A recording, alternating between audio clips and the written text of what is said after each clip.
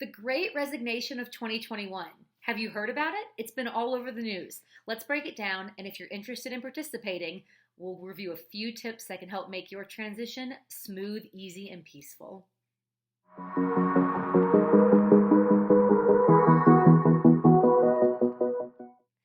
Good morning. I'm Katie Mild. Welcome to this week's Money Minute. So today I'd like to dive into the Great Resignation. What is it and what does it mean? You've likely heard recent buzz this year about the Great Resignation of 2021. So millions of qualified American workers, and primarily younger American workers, so older Gen Zers and younger to middle-aged millennials, are quitting their jobs in pursuit of more balanced lifestyles. Now, the reasonings behind these resignations vary. For some, it's a refusal to go back to traditional commuting. Others, it's the opportunity to take back more time and seek a better life balance. For others, the global pandemic made people realize that life can offer so much more than just simply a job. So millions of Americans are saying no, and they're taking back life on their own terms, quitting their jobs, and going after unpursued dreams.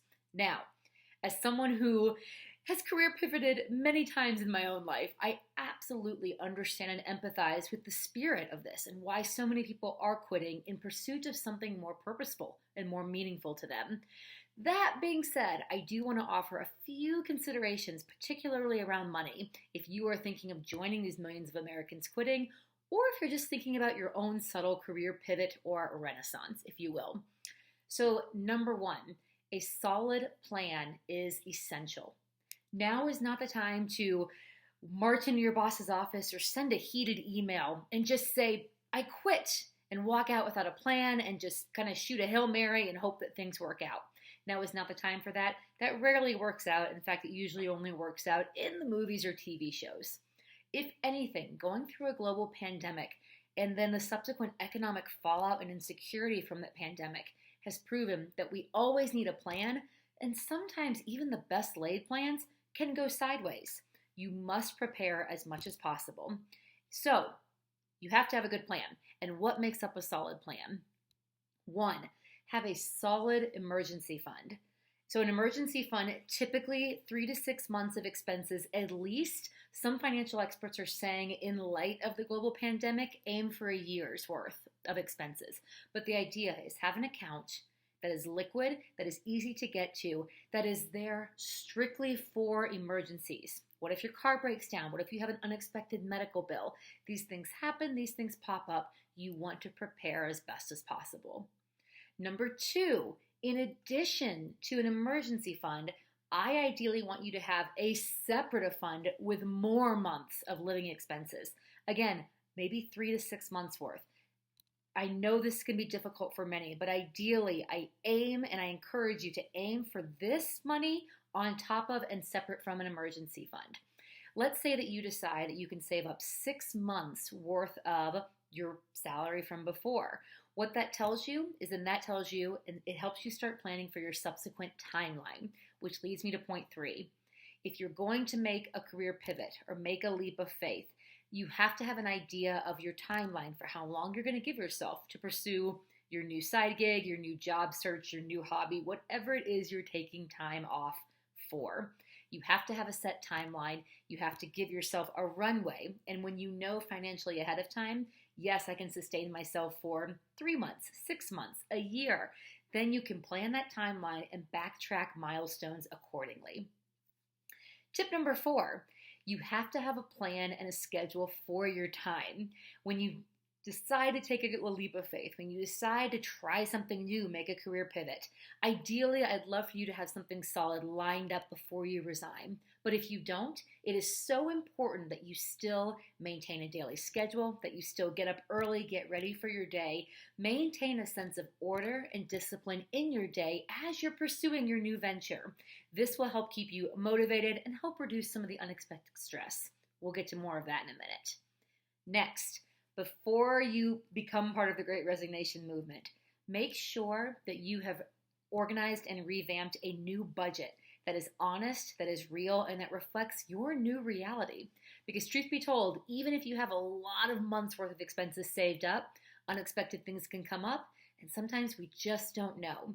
So you have to go ahead and lean out your budget, cut unnecessary expenses, and think about what other sources of income can I tap or do I have an opportunity to pursue in this time to make up for any shortfall.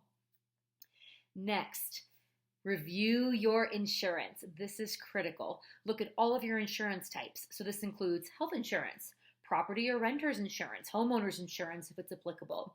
If you have an umbrella policy, your car insurance, any type of insurance that you have in place, now's a great time to check your policies, make sure everything is current, and make sure you understand when your policies are up for renewal. You want to have a plan for continuing your insurance, particularly around health insurance if you've been on a company-sponsored plan. You must have a plan. Don't let a gap occur. And then, next but not least, create a plan that phases you into something new, and it's okay to plan a longer transition.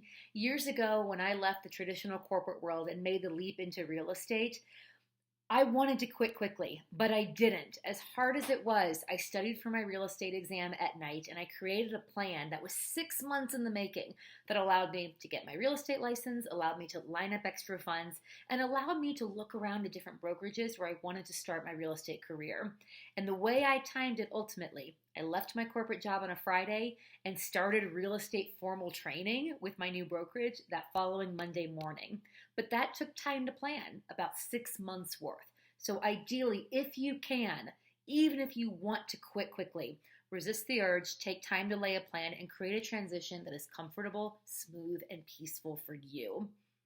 And then the last but not least, as you make your leap, you may be concerned with unexpected stressors that arise. And it's very normal. It's normal that when you're starting a new chapter, things are exciting, there's so much possibility, but there's also a fear of an unknown, and there's a lot of uncertainty. So to minimize some of these stressors, especially if they're unexpected, make sure that you're taking time for yourself, take time for social connection, keep your creative outlets if you have them, and keep taking care of yourself. Exercise, keep a good diet, go on daily walks, meditate, get sleep, any of those things that help you maintain a sense of balance and de-stress.